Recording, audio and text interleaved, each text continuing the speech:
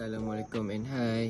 We are from group 5 and we are already choosing the study case 5, which is the topic minimum wage.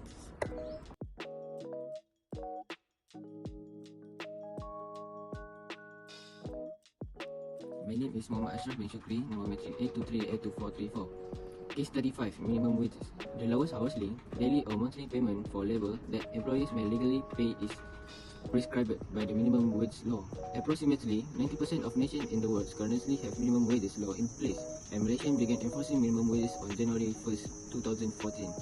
Assume that the equilibrium wage in the market is RM1,200 per month, and the government was approved and established an RM1,500 monthly minimum wage for Peninsular Malaysia, which will apply to both local and foreign workers. Supply and demands are not balanced at this price or equilibrium. It was noted that unskilled labor dropped from 16,000 to 15,000. Even though there are currently only 14,000 open positions, 17,000 people would be eager to work for higher wages at highest minimum wages. The result is an excess of employees. This means that when the minimum wages is set above the equilibrium market price for workers, unemployment is created as the number of people looking for job exceeds the number of jobs available. The minimum wages law does harm the individual it is intended to assist. The minimum wages affect the wages of employed worker while raising it for some individuals who can secure employment. Next, I will start with question 1A. The question is, what is the best action that should be taken by the government to assist unemployment workers? The first answer is skill training and education program. The government should invest in skill training and education to enhance the employability of unemployed workers. By providing subsidies or incentives for training in high-demand sectors, workers can acquire skills that make them more competitive in the labor market. Second, investment in high-demand sectors. The government can create job opportunities by investing in sectors with high labor demand, such as information technology, infrastructure development, and renewable energy. This not only generates more jobs but also promotes long-term economic growth and stability. Third is social relief programs. Implementing social relief programs such as unemployment insurance can provide temporary financial support to workers who have lost their job.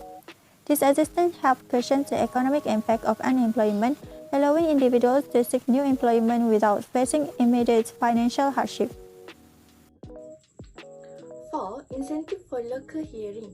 The government can offer incentive to companies that hire local residents, particularly those affected by minimum wage policy. This encourages business to create job opportunity for employed workers, facilitating their reintegration into the workforce. 5. Focus on upskilling. By promoting upskilling initiative, the government can help workers transition from low skill to higher skill job, reducing their vulnerability to employment. Training in areas like automation and management technical can enhance productivity and job security. 6. Long-term economy development. Strategic investment in the developing sector can lead to sustainable job creation and economic competitiveness. By fostering a diverse economy, the government can reduce reliance on low-skilled jobs and create a more resilient labor market. Hi, my name is Nur Ashikin and my metric number is 823-82351. Today I will discuss about question 1B. The concept of setting a minimum wage is often aimed at improving conditions in the labor market, primarily by ensuring that workers earn a fair income.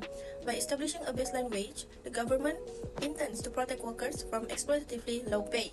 However, when the minimum wage is set above the natural market equilibrium, the point where labor demand equals labor supply, this can lead to unintended consequences, notably unemployment. In this case, the equilibrium wage is 1,200 ringgit Malaysian with an equalized labor demand and supply, meaning that at this rate, there are 60,000 workers who have jobs and employers are willing to hire actually that number. But if the government raises the minimum wage to 1,500 ringgit Malaysian, the labor market is disrupted. At the higher wage, businesses face increased labor costs which often result in reduced hiring. In this scenario, employers' demand for workers drop to 40,000. On the flip side, the higher wage also encourages more people to enter a workforce, raising the labor supply to 70,000. This mismatch between demand 40,000 and supply 70,000 creates a surplus of 30,000 workers, meaning there are now more people seeking jobs than there are available positions.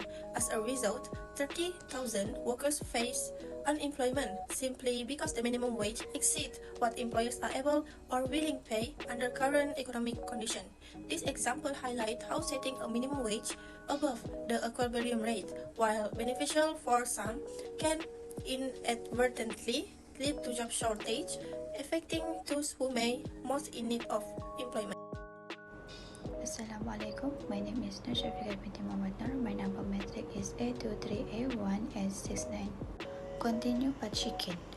The effect of this minimum wage policy can be serious because some workers receive better income. Many more, the triple in employment. This situation has social congress as a policy original intent to protect a low-income groups could potentially result in them become victims of unemployment. Another that reduced unemployment can furniture deteriorated to overall standard of living, as fewer individuals are able to contribute to the economy. To address this issue, the government is advanced to implement measures of offering skill training to workers to their employability and providing incentive to small business. This skill training program can help workers adapt to rapidly. Under that, incentive for small business subsidy can elevate the finance burden faced by employer and encourage them to hire more workers. Question 2. Why does the government impose a price floor? Worker protection. A price floor such as a minimum wage ensures that workers receive a minimum income which helps protect their livelihoods and allows them to afford basic necessities like shelter, nutrition and health care. Second, reduction of income inequality. By setting a minimum wage, the government aims to lift low-income earners out of poverty, thereby narrowing the income gap between the wealthy and the poor, which can lead to a more equitable society. Third, economic stability. Increasing worker incomes through a price floor enhance their purchasing power, leading to higher consumer spending. This increased demand can stimulate economic growth and help jumpstart the economy during downturns. Next, I will continue researching the reason why the government imposed floor prices. 4 is encouragement of fair competition. A price floor prevents businesses from competing solely on the basis of low wages, promoting a competitive environment where companies focus on efficiency and quality of services rather than undercutting salaries. 5th is addressing market failure. In cases where the labor market fails to provide adequate wages to attract workers, a price floor can help ensure a sufficient supply of labor in critical sectors, stabilizing employment level. And the last one is political and social commitment. The establishment of a price floor often reflects societal value regarding social justice and equity, responding to demands from workers, labor unions, and activist groups for fair compensation and improved living standards. That's all from our group. Thank you.